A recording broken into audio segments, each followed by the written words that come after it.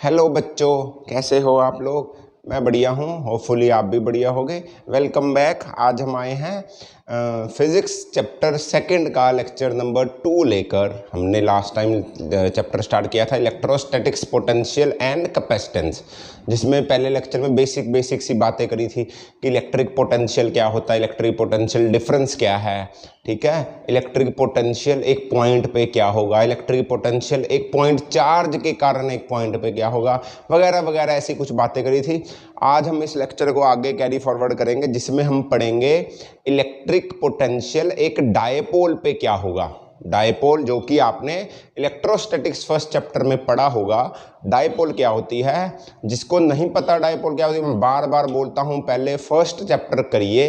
First chapter नहीं आएगा तो इलेक्ट्रिक सेकंड, थर्ड, फोर्थ कोई भी समझ नहीं आने वाला ना। फर्स्ट चैप्टर एक बेसिक्स चैप्टर है, ठीक है। तो इलेक्ट्रिक डायपोल देखिए, डिस्क्रिप्शन में लिंक दे दिया गया है फर्स्ट चैप्टर का, उसको देखिए। अगर वो पता है, उसके बारे में इंफॉर्मेशन है थोड़ी बहुत भी कि होता क्या है, डिटेल नहीं चाहिए, तो आप ये लेक्चर देख सकते हैं, ठीक है। तो मेरा नाम है हरीश। तो चलिए आज स्टार्ट करते हैं इलेक्ट्रोस्टैटिक पोटेंशियल का लेक्चर नंबर 2।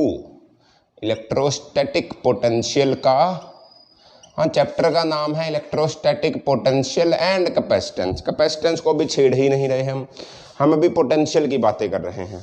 तो लास्ट लेक्चर में हमने पढ़ा था कि इलेक्ट्रोस्टैटिक पोटेंशियल क्या होता है। हमने पढ़ा था इलेक्ट्रोस्टैटिक पोटेंशियल क्या होता है जी। हमने पढ़ा था कि यार इलेक्ट्रोस्टैटिक पोटेंशियल या इलेक्ट्रिक पोटेंशियल एक ही चीज़ है ना। हमने लास्ट टाइम इलेक्ट्रिक पोटेंशियल पढ़ा था, घबराए नहीं, उसी को इलेक्ट्रोस्टैटिक पोटेंशियल भी बोल देते हैं, एक ही बात है। तो हमने पढ़ा था कि पोटेंशियल डिफरेंस कैसे निकालते हैं, इलेक्ट्रोस्टैटिक या इलेक्ट्रिक पोटेंशियल का डिफरेंस कैसे निकालते हैं।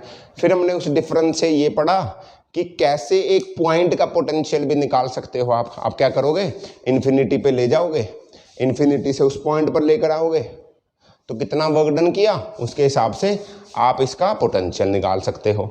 फिर हमने पढ़ा था कि अगर एक रिंग हुई, अगर एक सर्कुलर रिंग हुई जिसमें चार्ज यूनिफॉर्मली डिस्ट्रीब्यूटेड होगा, तो उसके कारण उस रिंग के सेंटर पे कितना पोटेंशियल होगा, उस रिंग के कारण उस रिंग के सेंटर पे कितना पोटेंशियल, और चार्ज पूरा यूनिफॉर्मली डिस्ट्रीब्यूटेड था। हाँ, हालांकि यूनिफॉर्मली डिस्ट्रीब्यूटेड स्पेशली मेंशन्ड नहीं है सिलेबस में, जो कि +1 क्या +2 का सिलेबस है आपका, सॉरी, जो कि आपका +2 का सिलेबस है, उसमें मेंशन्ड नहीं है कि डिस्ट्रीब्यूटेड चार्ज के लिए भी आपको इलेक्ट्रिक पोटेंशियल निकालना आना चाहिए। बट फिर भी हम बेसिक समझने के लिए पेपर में क्वेश्चन आ जाता है या डिस्ट्रीब्यूटेड चार्ज का, कि पॉइंट चार्ज ना होकर डिस्ट्रीब्यूटेड चार्ज दे दिया जाए, तो हमें डिस्ट्रीब्यूटेड चार्ज में क्या कंसेप्ट लगाना है थोड़ा सा तो पता होना चाहिए। तो उसके लिए मैं एक सिंपल सा कंसेप्ट लेता हूँ। हम क्या करते हैं, आज आगे बढ़ने से पहले ना एक रॉड है, ठीक है, एक रॉड है L लेंथ की, एक रॉड है L लेंथ की, इसमें चार्ज डिस्ट्रीब्यूटेड है Q। देखो अभी Q पॉइंट चार्ज नहीं है, ये Q चार्ज पूरी लेंथ में डिस्ट्रीब्यूटेड है, Q चार्ज पूरी की पूरी लेंथ में डिस्ट्रीब्यूटेड है। समझ में आई बात। तो बोला गया कि इस Q चार्ज, इस पूरी लेंथ में Q चार्ज डिस्ट्रीब्यूट होने के कारण एक पॉइंट है ये P, जो कि इससे L डिस्टेंस दूर है, जो कि इससे L डिस्टेंस दूर है। नहीं, ऐसा नहीं करते, चलो इसको दूसरी तरह करते हैं। हम ऐसा करते हैं कि एक P पॉइंट पे कितना पोटेंशियल डिफरेंस होगा ये बताओ। तो मुझे निकालना है कि ये रॉड है L लेंथ की, इस L लेंथ की रॉड के कारण P पॉइंट पे कितना पोटेंशियल जनरेट होगा। और ये रॉड का ऊपर यूनिफॉर्मली डिस्ट्रीब्यूटेड चार्ज है, चार्ज अब Q पॉइंट चार्ज नहीं है, पूरा डिस्ट्रीब्यूटेड हो रखा है। इस बात को समझो, फर्क पड़ जाएगा, समझ रहे हो। तो क्या करेंगे, मैं क्या करूंगा सेंटर से, मान लो ये इसका सेंटर है O, रोड का कोई सेंटर होगा O, रॉड के सेंटर से x डिस्टेंस दूर चलकर मैंने एक छोटा सा चार्ज dq उठाया, समझ रहे हो। देखो पूरे पे चार्ज है Q, तो कहीं छोटा सा, कहीं पर छोटा सा चार्ज होगा dq, मैंने निकाला, मैंने माना इस dq चार्ज से ये P पॉइंट है L डिस्टेंस दूर, माना, मैंने एज्यूम किया कैलकुलेशन को आसान करने के लिए, आप कुछ भी ले सकते थे, कोई दिक्कत वाली बात नहीं है। और ये सेंटर से x डिस्टेंस दूर है। इस डी क्यू चार्ज के कारण एल डिस्टेंस पे, जो कि सेंटर से एक्स डिस्टेंस दूर है, क्यू चार्ज जो कि सेंटर से एक्स डिस्टेंस दूर है, क्यू चार्ज, उसके ऊपर कितना पोटेंशियल होगा, छोटे से चार्ज के कारण छोटा सा पोटेंशियल होगा, कितना होगा। अच्छा, पोटेंशियल होता क्या था, के क्यू बाय आर, याद होगा। अभी क्या होगा, के चार्ज है डी क्यू बटे आर है एक्स, सही है। इस छोटे से चार्ज के कारण छोटा सा पोटेंशियल वी आया, डी वी आया। मुझे तो डीवी छोटा डी क्यू लेता रहूंगा तो पूरी लेंथ कवर कर लूंगा, तो मेरे पास पूरा वी आ जाएगा, पूरा पोटेंशियल आ जाएगा, इलेक्ट्रिक पोटेंशियल। तो मैं उसके लिए क्या करूंगा, इनको इंटीग्रेट कर दूंगा, सही है जी। इंटीग्रेट करूंगा, इसका इंटीग्रेशन तो वी हो जाएगी, इसकी इंटीग्रेशन क्या होगी, के डी क्यू बाय एक्स। अब एक बात समझो, के तो कांस्टेंट है, चलो के तो रहा कांस्टेंट, बाहर निकाल लो, के d q by x. X की इंटीग्रेशन क्यू के रिस्पेक्ट में नहीं हो सकती, डी क्यू को डी एक्स के रिस्पेक्ट में लेके आना पड़ेगा। इस बात को तो समझ गए होंगे अभी तक, डी क्यू को डी क्यू के एक्स के रिस्पेक्ट में लेके आना पड़ेगा। कैसे करोगे, देखो हम मानते हैं, इसके लिए आप समझो, लेमडा होती है चार्ज डेंसिटी,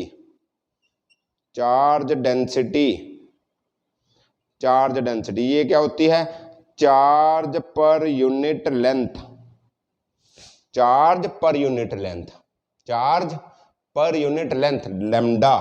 लेमडा क्या होती है, चार्ज पर यूनिट लेंथ, समझ रहे हो। क्यू लेंथ के लिए क्यू चार्ज एल लेंथ पे, D Q charge D L length पे, ये तो कांस्टेंट रहेगी ना। तो इससे डी क्यू क्या आया, लेमडा इंटू डी एल, सही है। एल को जैसा मर्जी लो, ऐसा कर दो, एल को ये लो, अभी सही है। लेमडा इंटू डी एल, इस डी क्यू की वैल्यू को यहां रखो, के लेमडा डी एल बटे एक्स, और ये कहां से कहां तक जा रहा है, एल कवर हो रही, देखो डी एल के रिस्पेक्ट में एल जाएगा यहां से यहां तक, इसको अगर मैं यहां लेता तो एल से 2L, मतलब ये डी क्यू यहां से स्टार्ट करता हूं तो यहां से एल डिस्टेंस है, और एल से एल ये, तो एल से 2L। इतना समझ में आया या नहीं आया। चलो अच्छा, ऐसा करो, हम क्या कर रहे हैं, एक्स पे डी एक्स लेंथ ले रहे हैं ना, एक्स पे मैंने ये डी एक्स, इसके लेंथ था डी एक्स मान लो, जिस पे डी क्यू चार्ज था उसको डी एक्स ले लिया, तो यहां पर भी क्या करो, डी एल मत लो, डी एक्स लो, इसको भी करो एक्स और इसको भी करो एक्स, अभी सही है, एक्स एक्स हो जाएगा। अरे क्या किया, एक्स लेंथ पे जो जिसके ऊपर डी क्यू चार्ज है वो उसकी लेंथ डी एक्स है, जिसके ऊपर डी क्यू चार्ज है छोटी सी लेंथ के ऊपर, उसकी लेंथ डी एक्स है, छोटी सी लेंथ ये, सही है, और वो एक्स डिस्टेंस पे है और उसके ऊपर डी क्यू चार्ज है। तो मैं डी क्यू को क्या लिखूंगा, D Q by D X, तो lambda D X upon X, सही है। अब एल से 2L इंटीग्रेशन करूंगा, लेमडा भी बाहर निकाल लो, एक्स की इंटीग्रेशन क्या हो जाएगी, लॉग एक्स, और ये क्या होगा, 2L by L is equal to, ये करो के लेमडा लॉग 2L, इसको लिखेंगे log base 2L minus log base EL, इसको लिख सकता हूँ log A minus log B is equal to log A बटे B लॉग B, तो ये क्या है, के लेमडा लॉग E2, ये किसके इक्वल आया, ये आया, क्या निकाल रहे थे हम, V। अच्छा, लेमडा को क्यू बाई एल रख सकता हूँ, ये देखो लेमडा की वैल्यू यहाँ से रखो तो ये आ जाएगा के Q log base E2 divided by L, ये आया एक यूनिफॉर्मली डिस्ट्रीब्यूटेड रॉड के ऊपर जिसकी लेंथ एल है, जिसके ऊपर यूनिफॉर्मली डिस्ट्रीब्यूटेड क्यू चार्ज है, तो उसके कारण एक पॉइंट पर कितनी क्या आएगी, इलेक्ट्रिक पोटेंशियल आएगा, वो आएगा ये। समझ में आया, कर लोगे ना, कर लो। अच्छा, एक और काम कर सकते हो, के की वैल्यू क्या होती है, 1/4 pi epsilon not, 1/4 pi epsilon not भी पुट कर दोगे तो भी सही रहेगा, सही है। फॉर्मूला ऐसे लिख रखा, 1/4 pi epsilon naught L Q log ई बेस 2, लॉग बेस E2, ये 2 लॉग ई और 2 रेज टू द पावर में नहीं है, log 2 है और बेस ये है, ठीक है। बेस ये हटाने के लिए याद होगा 2.303 से मल्टीप्लाई कर देते, तो ऐसा भी लिख सकते हैं 2.303 के क्यू log बेस 10 ऐसा मर्जी कर लो, आसान समझने के लिए। पक्का यूनिफॉर्मली डिस्ट्रीब्यूटेड चार्ज के लिए है ये, डेरिवेशन नहीं भी याद करनी चलेगा, कंसेप्ट पता होना चाहिए, समझ लो, या सिर्फ फॉर्मूला याद कर लो और कंसेप्ट को समझ लो, सही है। चलें आगे, ठीक है, आगे चलते हैं और हम आगे की तरफ चलते हुए पढ़ेंगे क्या, हम पढ़ते हैं जी अगला टॉपिक, जिसमें हम बात करेंगे, जिसमें हम आज पढ़ेंगे कि इलेक्ट्रिक पोटेंशियल एक डायपोल पे कितना होगा, एक डायपोल पे इलेक्ट्रिक पोटेंशियल कितना होगा। वही सेम के जो चैप्टर नंबर 1 में किया था, याद होगा कि डायपोल क्या होती, पहली बात तो डायपोल पता होना चाहिए आपको, अभी बनाकर दिखाता हूँ, है ना, याद आ जाएगा। तो डायपोल के वही दो केस होंगे, एक होगा डायपोल की एक्सिस पे, डायपोल की एक्सिस पे, एक होगा डायपोल के परपेंडिकुलर बाइसेक्टर पे। दो केसेस हैं, निकाल लेंगे और वैल्यू निकाल देंगे। क्या टॉपिक है, electric dipole, electric dipole, electric dipole on the electric potential on the dipole, on the dipole. कौन सी डायपोल, इलेक्ट्रिक डायपोल होती है। डायपोल क्या होती है, डायपोल ऐसी होती है यार, डायपोल में क्या होता है, एक माइनस चार्ज होता है, एक प्लस चार्ज होता है, और इन दोनों के बीच का डिस्टेंस कितना होता है, हम 2L मानते हैं, तो यानी कि आधा ये L होता है, इसको रिप्रेजेंट ऐसे करते हैं, इसको L L L ऐसे रिप्रेजेंट करते हैं। हम मानते हैं दो चार्जेस के बीच का डिस्टेंस 2L है, तो हम उसको 2L नहीं दिखाते, हम LL दिखा देते हैं।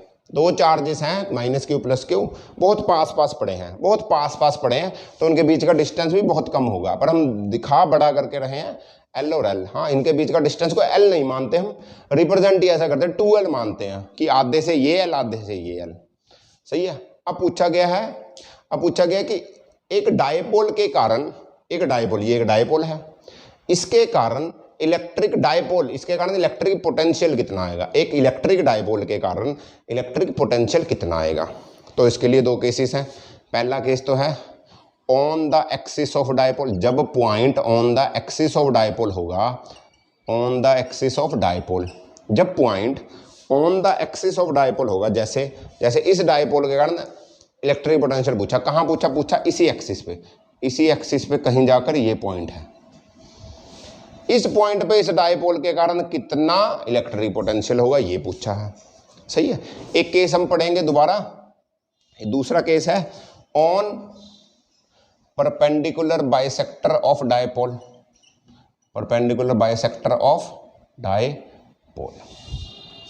ये डायपोल, इसका परपेंडिकुलर बाइसेक्टर ऐसा ही नहीं, इस बाइसेक्टर के ऊपर कहीं पॉइंट आएगा, बाद में देखते हैं। अभी इसके लिए इसको समझो, इतनी बात तो समझ आई होगी या इतनी भी नहीं आई किसी को समझ, सही है जी, ओके, पक्का। अच्छा, इसको कैसे करेंगे, हम मान लेंगे कि जो ये पॉइंट P है, ये सेंटर से x डिस्टेंस दूर है, समझो ये सेंटर से x माना मैंने, आप यहां से x मान सकते थे, कोई दिक्कत वाली बात नहीं थी, बट कैलकुलेशन आसान, थ्योरी आसान करने के लिए, ये डेरिवेशन आसान करने के लिए हम आसान चीज़ें लेंगे, सिंपल चीज़ें करेंगे, और ऐसा बुक में भी कर रखा है, ठीक है। मैं थोड़ी बोल रहा हूँ यार, ये बुक वाले भी ऐसा बोल रहे, तो मैं भी बुक की तरफ चल रहा हूँ, क्लियर है। मैं मानूंगा कि ये पॉइंट जिसका इलेक्ट्रिक डायपोल, इलेक्ट्रिक पोटेंशियल निकालना है, जो डायपोल के पास पड़ा है, कितने डिस्टेंस, x डिस्टेंस पे, तो उसका डायपोल निकालो। देखो, अब इस पॉइंट के ऊपर दो चार्जेस का पोटेंशियल होगा, एक इस चार्ज के कारण पोटेंशियल, एक इस चार्ज के कारण पोटेंशियल, होगा कि नहीं होगा। देखो ये नेगेटिव चार्ज है, तो नेगेटिव चार्ज का पोटेंशियल नेगेटिव, यानी कि इसका पोटेंशियल कितना होगा, -KQ by distance between them, इन दोनों चार्जेस के बीच का डिस्टेंस कितना, इसका और इस पॉइंट का distance x + L upon x + L। अरे यार, पोटेंशियल होता गया था एक पॉइंट का KQ/R होता था, पॉजिटिव चार्ज का पोटेंशियल पॉजिटिव, अगर Q नेगेटिव होता तो नेगेटिव चार्ज का पोटेंशियल नेगेटिव। ये चार्ज है नेगेटिव, और इस चार्ज और उसके बीच का डिस्टेंस है x + L, इस चार्ज और इसके बीच का डिस्टेंस प्लस, क्योंकि पॉजिटिव चार्ज है तो ये होगा KQ/R के क्यू बाय एक्स, ये रहा एल, ये रहा एक्स माइनस एल। ये पोटेंशियल हुआ वीपी यानी कि पी पॉइंट का। अरे इतनी बात समझ में आ रही है कि नहीं समझ में आ रही है? या अभी भी डाउट है किसी को? पक्का? मैं क्या करूँगा, के क्यू को कॉमन ले लूँगा, के क्यू को ले लो कॉमन, एलसीएम लो X plus L, X minus L, ठीक है जी। माइनस के क्यू कॉमन ले लो, चलो माइनस के क्यू कॉमन ले लो, बचा क्या प्लस वन, तो ये हुआ एक्स माइनस एल। यहाँ पर माइनस बचा फिर, तो यहाँ पर लिखेंगे माइनस एक्स प्लस एल। सही है, इसको सॉल्व करो। Minus K Q X minus L minus X और minus L upon X square minus L square.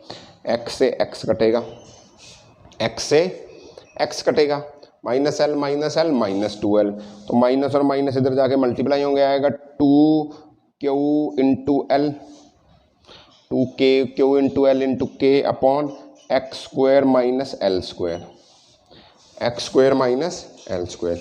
अब आपको याद होगा जो डायपोल होता था P is equal to 2l into Q, ये डायपोल था, P डायपोल था, तो 2QL को मैं लिख सकता हूँ P, तो मैं लिखता हूँ KP बटे x square minus L square is equal to dipole at a point on the axis of dipole, electric potential at a point on the axis of dipole की बात। अरे डायपोल याद होगा तो ये हो जाएगा। डायपोल एक नेगेटिव होता है, एक चार्ज पॉजिटिव होता है, उनके बीच का डिस्टेंस 2l, बट हम लिखते हैं LL। एक और बात कि डायपोल की डायरेक्शन हमेशा नेगेटिव से पॉजिटिव की तरफ होती है, नेगेटिव चार्ज से पॉजिटिव की तरफ। डायपोल एक वेक्टर क्वांटिटी है, इसका वैल्यू होती है, ये डायरेक्शन होती है नेगेटिव से पॉजिटिव। सही है। अच्छा एक और बात और याद रखो, अभी मैंने बोला था कि दो जो चार्जेस होते हैं डायपोल में वो बहुत पास पास पड़े होते हैं, हमने उसको एल लिया, बहुत पास पास पड़े होते हैं। तो ये जो एल है, तो ये जो एल डिस्टेंस होता है, ये एल, ये बहुत बहुत छोटा होगा एक्स के मुकाबले, यानी कि जो पी पॉइंट है एक्स डिस्टेंस दूर, और ये तो बहुत पास पड़े हैं, इनके बीच का एल पॉइंट तो बहुत छोटा होगा, तो एल एक्स के सामने जीरो हो जाता है। तो एल टेंड्स टू जीरो अगर एक्स बड़ा हुआ, मतलब अगर एक्स हुआ, मान लो एक्स हुआ 100 सेंटीमीटर, एल हुआ 2 मिलीमीटर, मान लो एग्जाम्पल ले रहा हूँ, तो 2 मिलीमीटर 100 सेंटीमीटर के सामने कुछ भी नहीं है, उसको जीरो मान लेंगे, एल को जीरो मानोगे, यहाँ पुट करोगे, क्या आंसर आएगा 2kp x square minus L square. X को जीरो मानोगे तो क्या आएगा 2kp, kp by L square.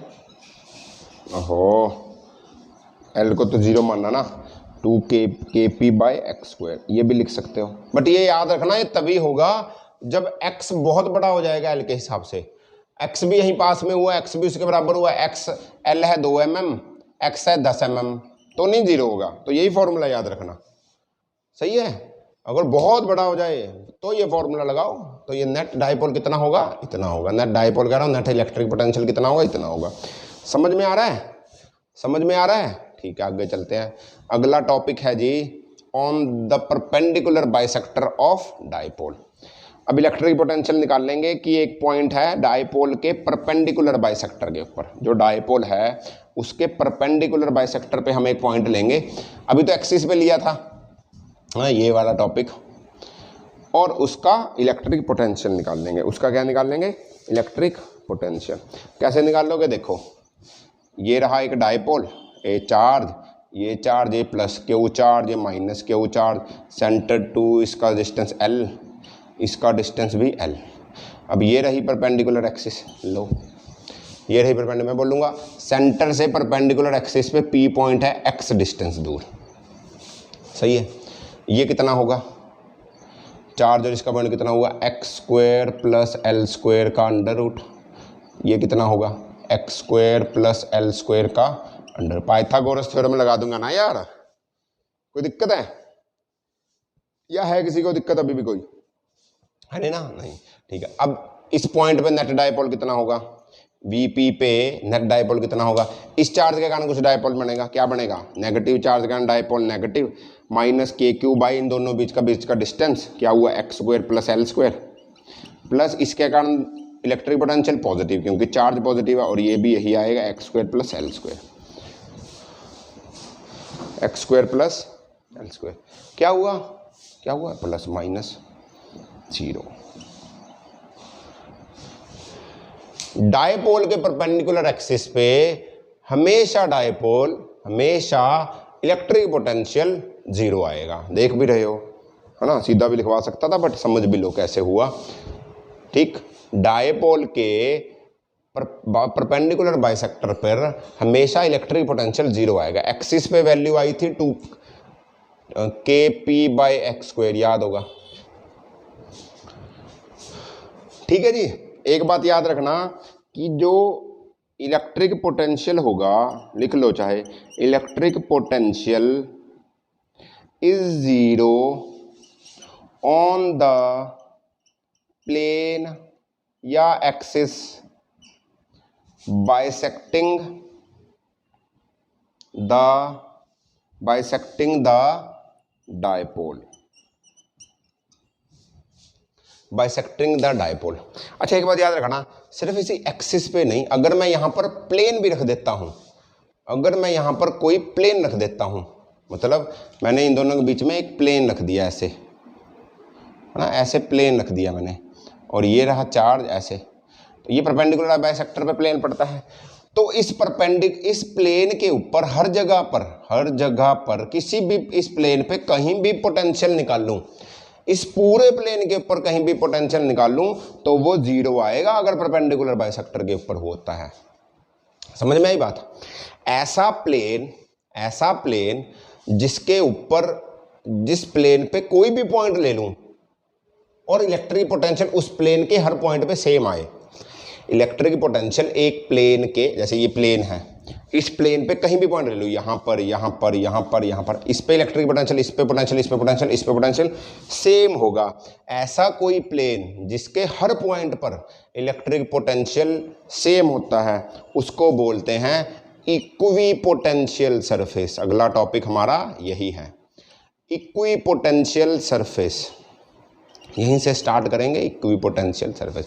अगर मैं यहाँ पर एक्सिस की जगह एक प्लेन भी रख दूं परपेंडिकुलर एक्सिस पे, तो उस पूरे प्लेन पे भी इलेक्ट्रिक पोटेंशियल 0 होगा और उस प्लेन को बोलेंगे इक्विपोटेंशियल सरफेस। समझ में आई बात? देखो इक्विपोटेंशियल सरफेस क्या होता है, लिख लो चलो, कैसे इक्विपोटेंशियल सरफेस है, थ्योरेटिकल टॉपिक है, कुछ नहीं है, पर समझो सिलेबस में है हमारे इक्विपोटेंशियल सरफेस, तो वो चीज़ क्या है उसके बारे में बात करते हैं। इक्विपोटेंशियल सरफेस, सही है जी। Equipotential surface, what do you mean by equipotential surface? देखो इक्विपोटेंशियल सरफेस, देखो नाम से क्लियर होगा। इक्विपोटेंशियल जहां पर पोटेंशियल इक्वल हो। द सरफेस, डेफिनेशन लिखो, the surface on which electric potential is same at all points, is known as equipotential surface, अच्छा समझो, अगर पॉइंट चार्ज हुआ, अगर एक पॉइंट चार्ज होता है तो उसके लिए इक्विपोटेंशियल सरफेस कैसा होगा? अगर एक पॉइंट चार्ज है, मान लो ये रहा पॉइंट सर चार्ज, इसके लिए एक इक्विपोटेंशियल सरफेस कैसा होगा? इसके लिए एक इक्विपोटेंशियल सरफेस होगा एक क्या? स्फीयर। एक क्या होगा? स्फीयर। सर्कल लग रहा है, नो स्फीयर होगा। देखो इस सेंटर से r डिस्टेंस पे स्फीयर का हर जगह r होगा, हर वाला रेडियस r होगा। तो कहीं भी मैं पॉइंट ले लूँ, यहाँ ले लूँ, इस सब पे पोटेंशियल सेम आएगा। अरे पोटेंशियल होता क्या? KQ/R, K constant, Q constant, इस पॉइंट पे चार्ज Q, और R हर जगह R सब कुछ कांस्टेंट, तो हर जगह पे पोटेंशियल क्या आएगा? इक्विपोटेंशियल आएगा। तो पॉइंट चार्ज के लिए एक स्फीयर इक्विपोटेंशियल सरफेस है। स्फीयर का बाहर वाला पोर्शन है ना, बाहर ये वो इक्विपोटेंशियल। या मैं जितने में, मैं यहाँ पर एक स्फीयर बना लूँ, कंसेंट्रिक सर्कल से ले लूँ, इसके बीच में कंसेंट्रिक सर्कल से ले लूँ, तो इस पॉइंट में सब पे रेडियस कांस्टेंट तो रह रहा है, तो ये भी इक्विपोटेंशियल। कंसेंट्रिक सर्कल से लेता रहूं तो वो भी इक्विपोटेंशियल सरफेस रहेंगे। जरूरी थोड़ी है बाहर वाला सरफेस रहेगा, क्या पता कहीं अंदर पॉइंट लेकर वहां पर कंसेंट्रिक सर्कल ले लिया, तो वो भी इक्विपोटेंशियल सरफेस रहेगा एक पॉइंट चार्ज के लिए। एक पॉइंट चार्ज के लिए वो भी क्या रहेगा, इक्विपोटेंशियल सरफेस। सिर्फ स्फीयर नहीं, कंसेंट्रिक स्फीयर्स याद रखना, कंसेंट्रिक स्फीयर्स भी इक्विपोटेंशियल सरफेस रहेंगे। जरूरी थोड़ी है कि यही सरफेस इक्विपोटेंशियल सरफेस है। अरे यार मैं यहाँ पर पॉइंट लेता और ये वाला स्फीयर निकालूँ अंदर से, कम रेडियस वाला, तो इस रेडियस पे कहीं भी पॉइंट ले लूँ तो ये भी तो इक्विपोटेंशियल, इस पर भी तो पॉइंट्स आर सेम रहेगा। समझ में आया? अच्छा अगर मैं बोलूँ डिस्ट्रीब्यूटेड चार्ज, मान लो कोई डिस्ट्रीब्यूटेड चार्ज है, उसके लिए पोटेंशियल बताओ। जैसे यार रॉड का किया था ना मैंने, ये रॉड है, चार्ज इसमें पूरे में क्यू है, पूरे में फैला हुआ है क्यू, पॉइंट चार्ज थोड़ी है, पूरे में क्यू चार्ज है, तो इसके लिए इक्विपोटेंशियल सरफेस होता है। इसके लिए इक्विपोटेंशियल सरफेस होता है एक सिलेंडर। यहाँ से डिस्टेंस ये, यहाँ से डिस्टेंस सेंटर में लूँगा ये, यहाँ से डिस्टेंस ये आर, ये आर, ये आर, ये आर, ये आर, ये आर, ये जो इसका ये वाला सरफेस है, ये वाला सरफेस सिलेंडर का, ये इक्विपोटेंशियल। यहाँ से इसके लिए यहाँ पर पोटेंशियल सेम, यहाँ कहीं भी पॉइंट ले लूँ, यहाँ से डिस्टेंस आर आर ही तो रहेगा, तो चार्ज तो क्यू है, तो के क्यू बाई आर ही रहेगा। हाँ वो डिस्ट्रीब्यूटेड है तो उसका फॉर्मूला लगा है, बट आर तो नहीं वेरी कर रहा ना। तो एक डिस्ट्रीब्यूटेड चार्ज के लिए, ऐसे लॉन्ग रोड के लिए आपको एक सिलेंडर बनाना पड़ेगा। ये इसके लिए इक्विपोटेंशियल सरफेस है, ये इसका इक्विपोटेंशियल सरफेस है, जहाँ पर पोटेंशियल सेम है, यहाँ कहीं ले लो पोटेंशियल सेम आएगा। हाँ, और ये जरूरी थोड़ी सिलेंडर होगा, तो कंसेंट्रिक सिलेंडर्स, वही बात। अरे सिलेंडर छोटा करके ले लूँ, सिलेंडर छोटा करके ले लूँ, मैं यहाँ पर सिलेंडर ले लूँ छोटे वाला रेडियस में, तो भी तो आर सेम होगा। तो कंसेंट्रिक सिलेंडर्स में डिस्ट्रीब्यूटेड चार्ज के लिए क्या होगा, इक्विपोटेंशियल सरफेस मिल जाएगा। इक्विपोटेंशियल सरफेस वो सरफेस होता है बेटा जहां पर हर पॉइंट के ऊपर, मतलब हर जगह, क्या बोल गया मैं, इक्विपोटेंशियल सरफेस वो सरफेस है जहां पर इलेक्ट्रिक पोटेंशियल हर पॉइंट पे सेम होगा, है ना। अब सही है, जहां पर इक्विपोटेंशियल पे, जहां पर हर सरफेस पे हर पॉइंट पे इक्विपोटेंशियल सरफेस वो होगा जहां सरफेस के हर पॉइंट पे पोटेंशियल सेम होगा। ओके सही है। तो प्रॉपर्टीज लिख लो, अच्छा पूछ ली जाती हैं यार ना, properties of equipotential surface. Equipotential surface की कुछ प्रॉपर्टीज लिखिए सर, कॉपी पेन निकालिए और उसको लिखिए। तो पहली प्रॉपर्टी लिखो, the potential difference between any two points on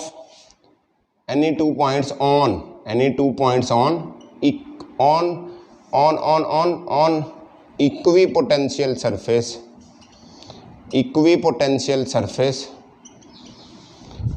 is zero। दो पॉइंट ले लो, जैसे देखो सिलेंडर लेता हूँ ना मैं एक, तो यहाँ पर कुछ वो होगा, इधर कुछ होगा, यहाँ पर जीरो, यहाँ, इन दोनों का डिफरेंस क्या होगा, पोटेंशियल डिफरेंस क्या हुआ इन दोनों पॉइंट्स का, जीरो हुआ। यहाँ प्लस यहाँ माइनस, तो पोटेंशियल डिफरेंस क्या होगा, जीरो होगा। पोटेंशियल डिफरेंस क्या होगा, जीरो। सही है। इधर अगर इधर जाएंगे तो प्लस होगा, इधर जाएंगे तो माइनस होगा, नहीं होगा, तो प्लस माइनस करके आंसर तो जीरो ही आएगा। हाँ, पोटेंशियल सेम होगा तो इक्विपोटेंशियल डिफरेंस। अब इसका भी, इन दोनों का डिफरेंस, इसका प्लस इसका माइनस, नेगेटिव साइन नहीं ले रहा मैं, ठीक है, साइन की बात नहीं कर रहा, इक्वल तो होगा, ठीक। तो इसका और इसका कट जाएंगे तो जीरो ही आएगा। पॉइंट नंबर 2 लिखो। दूसरा पॉइंट होता है जी, no work is done in moving a charge on equipotential surface। No work is done in moving a charge on equipotential surface from one point to another। जब मैं एक equipotential surface पे एक पॉइंट से दूसरे पॉइंट पे charge लेकर जाऊंगा, यहाँ से चार्ज को उठाना, यहाँ लेकर जाना है, ए से बी लेकर जाना है, तो वर्क डन क्या निकाला था हमने, अच्छा ऐसे लिखो, no work is done by electric force, no work is done by electric force in moving a charge on electric. अब सही है, work done A to B कितना होगा, अच्छा फोर्स क्या होगा, work done divided by charge. इस charge को मूव किया यहाँ से वहाँ, सही है। ये क्या है, potential difference B to A। इन दोनों का पोटेंशियल डिफरेंस ये हुआ। पोटेंशियल डिफरेंस होता है 0, हमने अभी पढ़ा, दो पॉइंटों के बीच का पोटेंशियल डिफरेंस होता है 0। तो ये क्या हुआ, work done A to B upon Q। तो या तो Q 0 होगा या तो ये Q तो 0 हो नहीं सकता, चार्ज तो 0 हो नहीं सकता, इन्फिनिटी थोड़ी हो जाएगा। तो वर्क डन 0 होगा, इसका मतलब वर्क डन भी 0 होगा। इसी से निकल कर आया। अरे पोटेंशियल डिफरेंस ये होता है work done A to B upon Q। Potential difference B to A equal work done A to B upon charge. इस चार्ज को मूव किया, अब चार्ज तो 0 हो नहीं सकता, 0 हो जाएगा, इन्फिनिटी नहीं हो सकता।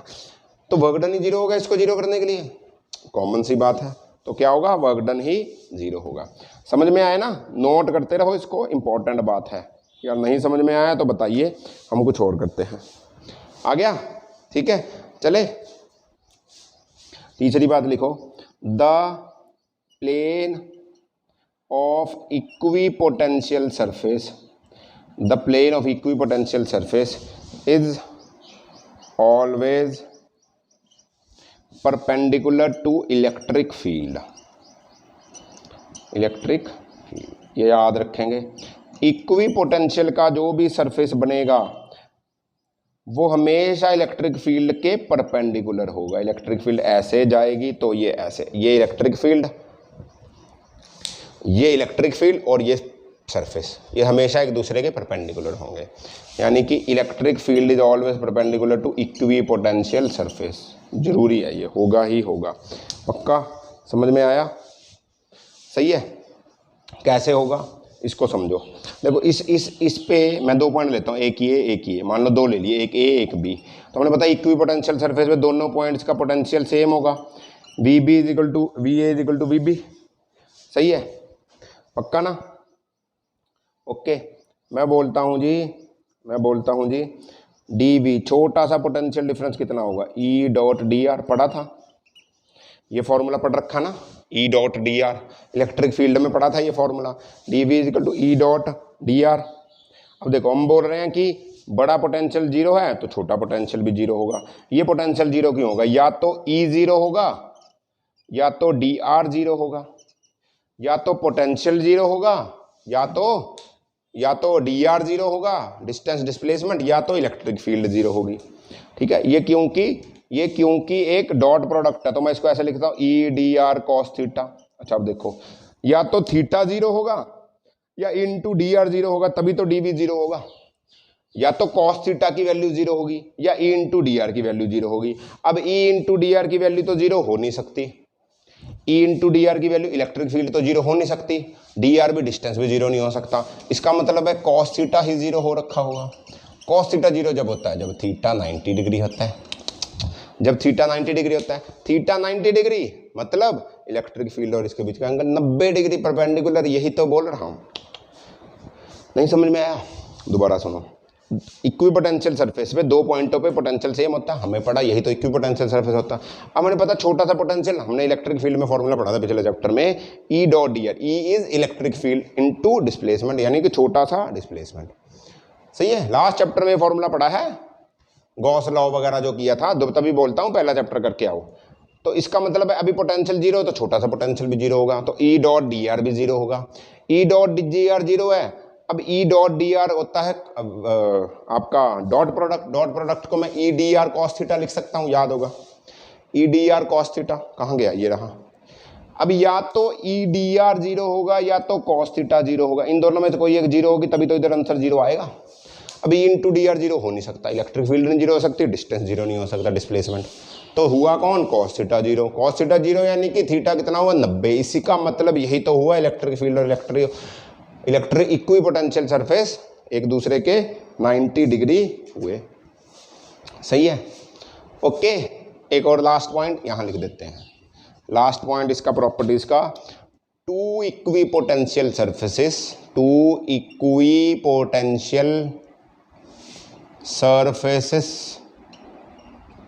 कैन नेवर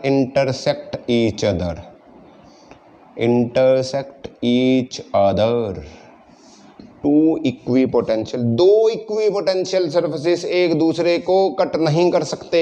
ये रहा एक इक्वी पोटेंशियल सरफेस, एक और इक्वी पोटेंशियल सरफेस, ऐसे नहीं हो सकता। दो इक्वी पोटेंशियल एक दूसरे को कट ऑफ नहीं कर सकते। सही है, समझ में आई बात, याद रखोगे।